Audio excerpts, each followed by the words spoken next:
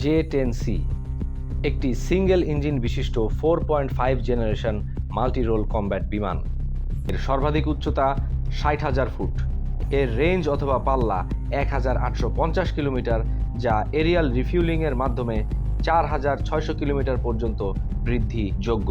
Propulsion system: এই বিমানে শুধুমাত্র একটি ইঞ্জিন রয়েছে, তবে এর মডেল সম্পর্কে বিশ্লেষকদের মতামত বিভক্ত। কারো কারো মতে এই বিমানে ব্যবহৃত হয়েছে স্যাটার্ন AL-31 ইঞ্জিন, যেটা রাশিয়ায় নির্মিত এবং Su-27 বিমানে দেখতে পাওয়া যায়।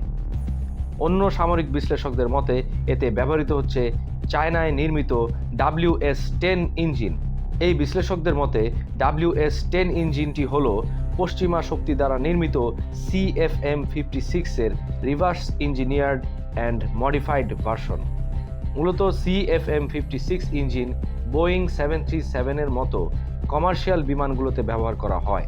সেই ইঞ্জিনের লো বাইপাস রেশিও এবং আফটার বার্নার সংযোজিত ভার্সন হচ্ছে WS-10।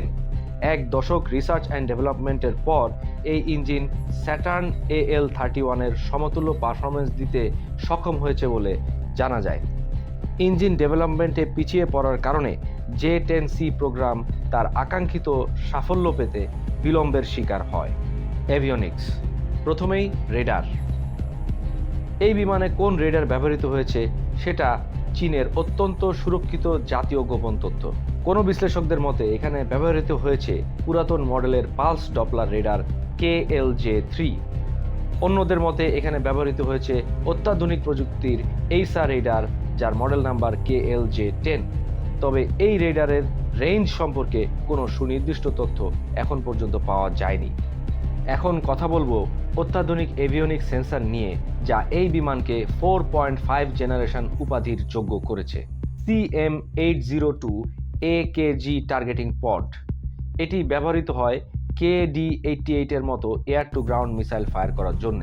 এই মিসাইলে একটি ভিডিও ক্যামেরা সংযোজিত রয়েছে, যার লাইভ ভিডিও পাইলট ককপিটে বসে দেখতে পারে এবং সেই ভিডিও দেখে ড্রোনের মতো এই মিসাইলকে ম্যানুয়ালি নিয়ন্ত্রণ করে 200 কিলোমিটার ব্যাসার্ধের মধ্যে যে কোনো টার্গেট ধ্বংস করতে সক্ষম। এবং এই সকল কিছু সম্ভব হয় এই টার্গেটিং পডের জন্য।